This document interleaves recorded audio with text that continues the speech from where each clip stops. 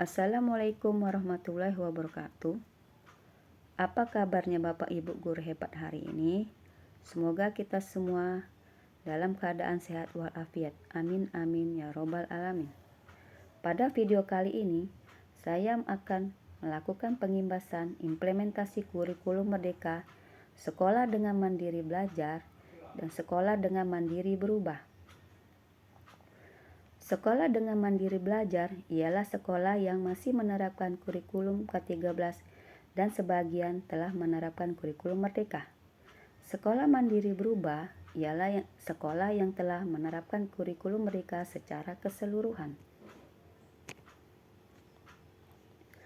Pertama, kita telah struktur kurikulum merdeka.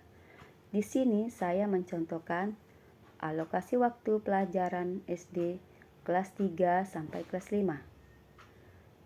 Mapel pendidikan agama terdapat 3 JP per minggu untuk pelajaran intra. Mapel pendidikan Pancasila terdapat 4 JP per minggu, bahasa Indonesia 6 JP per minggu, matematika 5 JP per minggu, IPAS 5 JP per minggu, PJOK 3 JP per minggu, seni dan budaya 3 JP per minggu. Pada mapel seni dan budaya, Bapak Ibu dapat menyediakan minimum satu jenis seni, baik seni musik, seni rupa, seni teater, atau seni tari. Murid-murid dapat memilih salah satu dari 4 macam mapel seni dan budaya tersebut. Pada mapel bahasa Inggris terdapat 2 JP, muatan lokal 2 JP. Untuk bahasa Inggris dan muatan lokal, maksimal hanya 2 JP per minggu. Untuk struktur kurikulum mereka secara keseluruhan dapat Bapak Ibu unduh melalui pusatinformasi.guru.kemendikbud.go.id.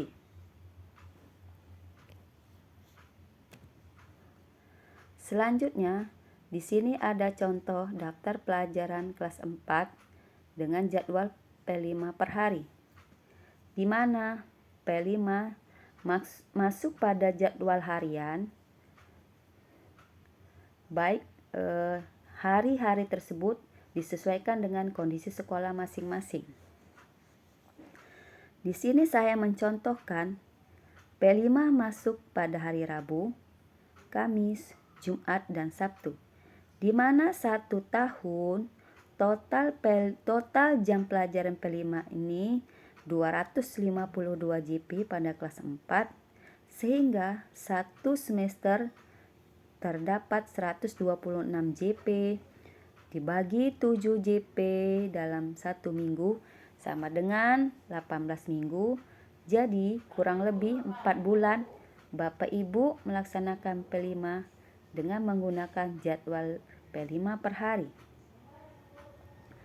Selanjutnya, saya mencontohkan jadwal P5 per minggu, yakni P5 dilaksanakan dalam 1 hari di setiap minggunya. Contohnya di sini jadwal P5 yang dilaksanakan khusus pada hari Sabtu sebanyak 7 JP. Sama seperti jadwal harian tadi, di mana 1 semester total keseluruhan P5 yakni 126 JP dibagi 7 JP dalam per hari sama dengan 18 minggu pelaksanaannya atau kurang lebih 4 bulan. Selanjutnya, ini jadwal P5 dengan mode blok di kelas 4, di mana mode blok ini dilaksanakan secara keseluruhan tanpa dijeda mata pelajaran intra.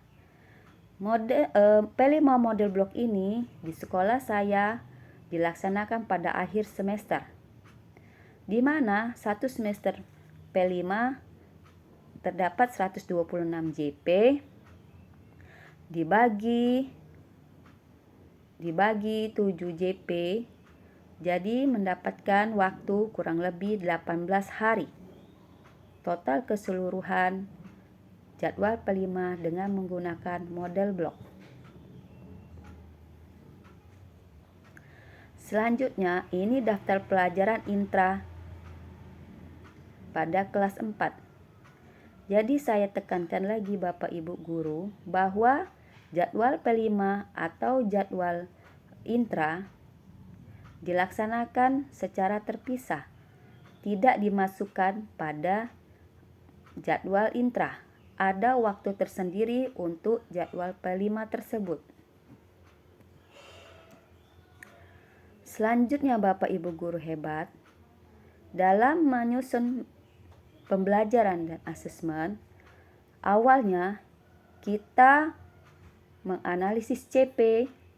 Dari CP kita menentukan TP atau tujuan pembelajaran, lalu ke ATP alur tujuan pembelajaran, lalu membuat modul ajar.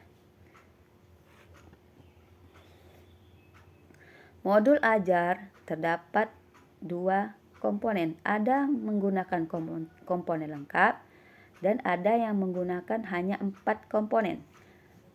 4 komponen ini terdiri dari tujuan pembelajaran, langkah-langkah pembelajaran, asesmen formatif dan sumatif, dan yang terakhir nomor 4 ialah media. Jadi, Bapak Ibu guru dapat merancang modul ajar, boleh memilih salah satunya. Boleh hanya memilih komponen minimum yang terdiri dari 4 tadi, maupun komponen yang lengkap. Selanjutnya, dalam komponen modul ajar, kita menetapkan asesmen atau penilaian.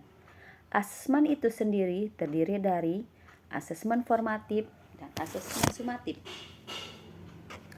Asesmen formatif terdiri dari asesmen awal yang lebih dikenal dengan asesmen diagnostik. Asesmen awal ini terdiri dari 2, asesmen kognitif dan asesmen non-kognitif.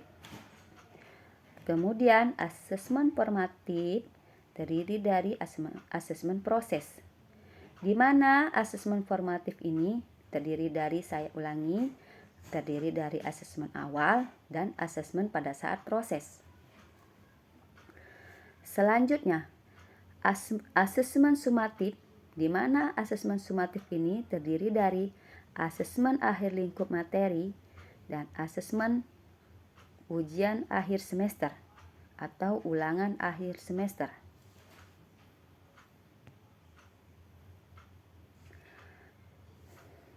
Selanjutnya, setelah kita melaksanakan pemahaman CP atau melakukan telaah CP, TP dan ATP, di sini dijelaskan setiap CP suatu mata pelajaran memiliki beberapa elemen. Contoh elemen dalam CP matematika terdiri dari bilangan, elemen aljabar, elemen pengukuran, elemen geometri, dan elemen analisis data dan peluang. Bapak Ibu dapat mendownload CP atau capaian pembelajaran pada website kurikulum.kemendikbud.go.id. Jadi, saya tegaskan kembali bahwa setiap CP atau capaian pembelajaran pada mata pelajaran di dalamnya terdapat elemen-elemen. Saya ulangi, contohnya elemen dalam capaian pembelajaran mata pelajaran matematika ialah elemen bilangan, elemen aljabar, elemen pengukuran, elemen geometri, dan elemen analisis data dan peluang. Ini adalah salah satu contoh capaian pembelajaran elemen bilangan fase A, fase B, dan fase C. Capaian pembelajaran ini untuk kalimatnya tidak dapat atau tidak boleh ditambah maupun dikurangi. Kita hanya dapat menggunakan kalimat capaian pembelajaran yang telah ditentukan oleh Kementerian Pendidikan dan Kebudayaan. Setelah memahami CP, selanjutnya membuat tujuan pembelajaran dengan menganalisis CP, yakni menganalisis kompetensi atau kata kerja dari CP tersebut, lalu menganalisis konten atau materinya. Ini ialah contoh yang telah saya buat pada mapel matematika kelas 4 atau fase B, di mana elemen yang saya ambil ialah elemen bilangan. Saya telah memisahkan mana kompetensi dan mana konten. Setelah dirinci atau dianalisis, terdapat kompetensi menunjukkan, membaca, menulis, menentukan, membandingkan, mengurutkan, menggunakan, melakukan, menyelesaikan, mengenali, menyatakan, menghubungkan. Dengan konten bilangan Caca sampai 1000 pada kelas 3 dan bilangan Caca sampai 10.000. Kemudian kita membuat kalimat tujuan pembelajaran, di mana B1 ini saya ambil inisial dari B ialah bilangan, 1 ialah tujuan pembelajaran pertama atau yang ke-1. Dengan kalimat tujuan pembelajaran, melalui diskusi dan tanya jawab, peserta didik dapat menunjukkan pemahaman dan intuisi bilangan pada bilangan Caca sampai 1000 dengan benar. Bapak Ibu guru dapat menggunakan kalimat tujuan pembelajaran hanya meliputi kompetensi maupun konten saja. Namun lebih bagus atau lebih baik lagi jika ditambah variasi seperti yang telah saya buat. Contohnya melalui diskusi dan tanya jawab ialah variasi. Peserta didik dapat menunjukkan ialah kompetensi, pemahaman dan intuisi bilangan pada bilangan Caca sampai 1000 ialah konten, dengan benar ialah variasi. Selanjutnya, setelah tujuan pembelajaran kita buat di setiap elemennya, kita menentukan alur tujuan pembelajaran. Alur tujuan pembelajaran ini dapat disusun dari yang mudah menuju ke yang sulit maupun dari yang ringan sampai yang kompleks. Bapak Ibu dapat memilih mana yang lebih baik digunakan. Saya menggunakan alur tujuan pembelajaran dari yang mudah ke yang sulit sesuai dengan karakter mata pelajaran matematika. Ingat ya Bapak Ibu, B1, B2, B3 ini tidak ada aturan bakunya. Saya hanya melambangkan bahwa B ini ialah elemen bilangan, satunya untuk tujuan pembelajaran 1, B2 bilangan tujuan pembelajaran kedua, dan seterusnya. Ini ialah contoh modul ajar 4 komponen yang telah saya buat, di mana tadi saya jelaskan terdiri dari tujuan pembelajaran, langkah-langkah kegiatan, asesmen, dan media pembelajaran. Untuk panduan secara lengkap, Bapak Ibu dapat mengunduh pada kurikulum.kemendikbud.go.id, dan Bapak Ibu guru juga dapat mengunduh buku siswa dan buku guru pada buku.kemendikbud.go.id. Di sini saya mencontohkan asesmen awal, yakni asesmen formatif tadi yang terdiri dari 2, asesmen awal maupun asesmen formatif awal maupun asesmen formatif proses. Ini adalah contoh asesmen awal kognitif pada mapel IPAS, di mana untuk melakukan asesmen awal ini tujuannya kita untuk mengetahui kemampuan awal peserta didik, sehingga kita dapat memetakan kompetensi peserta didik, sehingga kita dapat merancang pembelajaran yang maksimal. Selanjutnya di sebelah kanan terdapat contoh asesmen awal non-kognitif, ialah asesmen awal yang meliputi asesmen bakat dan minat anak, hobi anak, maupun karakteristik anak tersebut. Sehingga Bapak Ibu guru dapat mengetahui dari berbagai macam peserta didik, mulai dari apa karakteristiknya, minat dan bakatnya. Selanjutnya, contoh bentuk asesmen formatif dan sumatif tidak tertulis terdiri dari diskusi kelas, drama, produk, dan tes lisan. Contoh bentuk asesmen formatif dan sumatif tertulis ialah refleksi, jurnal, esai, dan tes tertulis. Jadi, di sini Bapak Ibu, pada asesmen atau penilaian formatif dan sumatif ada dua jenis. Ada yang tertulis maupun tidak tertulis. Bapak Ibu dapat memilih salah satu dari jenis asesmen tersebut. Contoh format atau belangko penilaian formatif, yakni ada contoh observasi. Bapak Ibu dapat melihat belangkonya pada video ini, dan contoh belangko diskusi atau asesmen diskusi.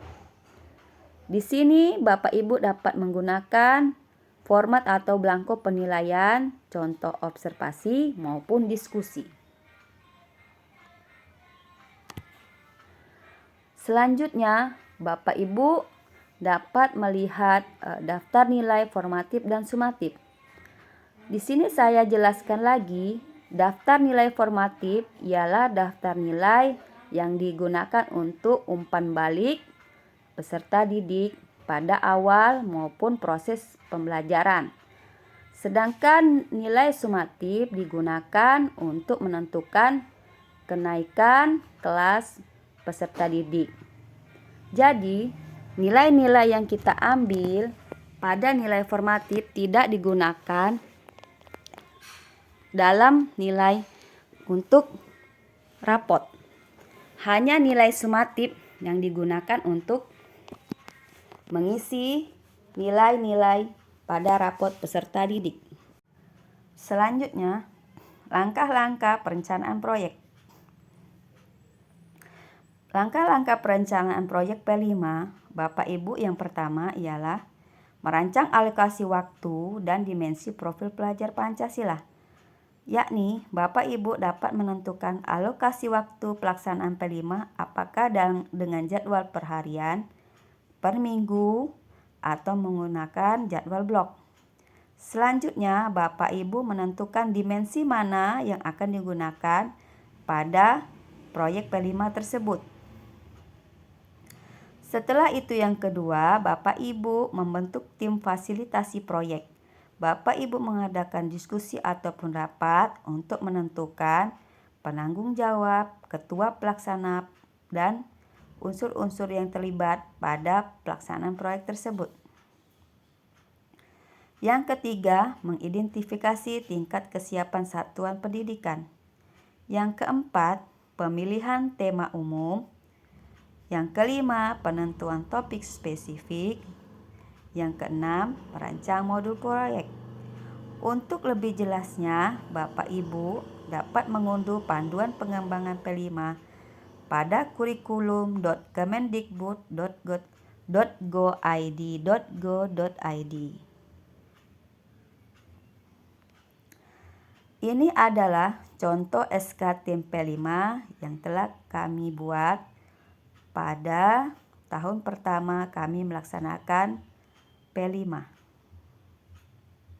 Bapak Ibu dapat mencontoh SK tim P5 tersebut.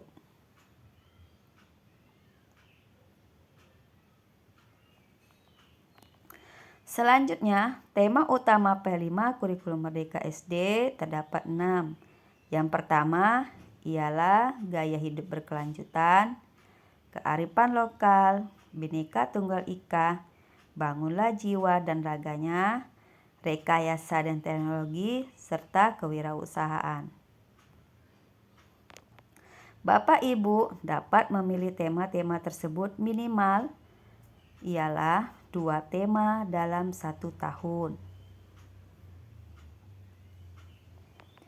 Selanjutnya kita membuat modul P5. Komponen modul P5 terdiri dari profil modul. Profil modul terdiri dari tema, topik atau judul modul, fase atau jenjang sasaran, serta durasi kegiatan. Kemudian tujuan, yakni pemetaan dimensi, elemen, subelemen profil pelajar Pancasila yang menjadi tujuan proyek profil.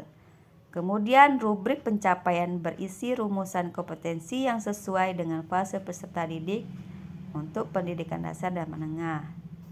Selanjutnya pada komponen aktivitas, yakni terdapat alur aktivitas proyek profil secara umum dan penjelasan detail tahapan kegiatan dan asesmennya.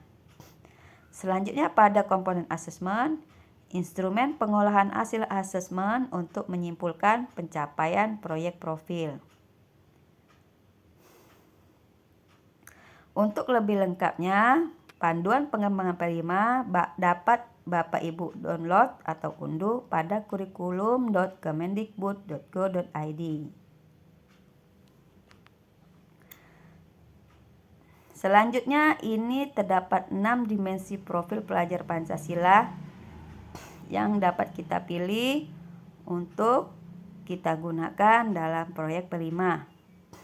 6 dimensi profil pelajar Pancasila terdiri dari: pertama, beriman dan bertakwa kepada Tuhan Yang Maha Esa dan mulia, berkebinekaan global, bergotong royong, mandiri, bernalar kritis, dan kreatif. Selanjutnya, ini adalah salah satu elemen dimensi beriman, bertakwa kepada Tuhan Yang Maha Esa dan berakhlak mulia. Saya jelaskan kembali Bapak Ibu, dalam 6 dimensi tadi, setiap dimensi terdapat elemen-elemen.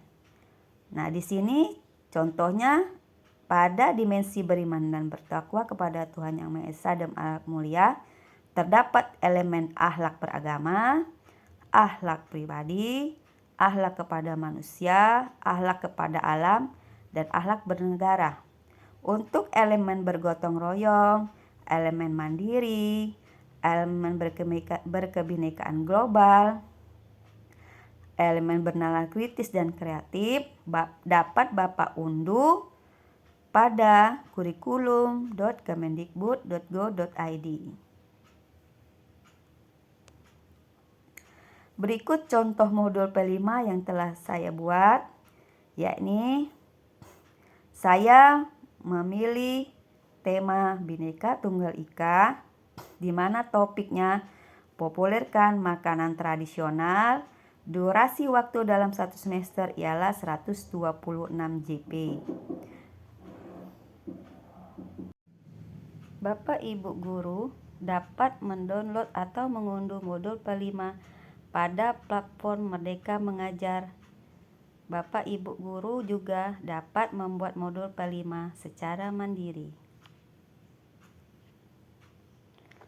Selanjutnya, ini ialah contoh raport modul atau contoh raport dari proyek P5 yang terdiri dari 3 dimensi dengan asesmennya 3 dimensi, yakni dimensi beriman, bertakwa pada Tuhan Yang Maha Esa dan berakhlak mulia, dengan subelemen elemen menjaga lingkungan alam sekitar. Kemudian dimensi bernalar kritis dengan elemen mengidentifikasi, mengklarifikasi, dan mengolah informasi dan gagasan. Selanjutnya, dimensi kreatif dengan elemen menghasilkan karya dan tindakan yang orisinal, di mana hasil dimensi beriman, bertakwa kepada Tuhan Yang Maha Esa dan mulia mendapatkan BSA, BSH atau singkatan dari berkembang sesuai harapan. Dimensi bernalar kritis mendapatkan nilai BSH atau berkembang sesuai harapan. Sedangkan dimensi kreatif mendapatkan nilai MB atau mulai berkembang. Untuk panduan yang lebih lengkap dan tautan penting lainnya, Bapak Ibu silakan mengunjungi Linktree pada kurikulum Merdeka atau menghubungi WA saya pada 0838 0931 8405. Terima kasih semuanya Bapak Ibu guru hebat. Semoga pengimbasan implementasi kurikulum Merdeka ini dapat berguna dan bermanfaat bagi Bapak Ibu guru semuanya. Assalamualaikum warahmatullahi wabarakatuh.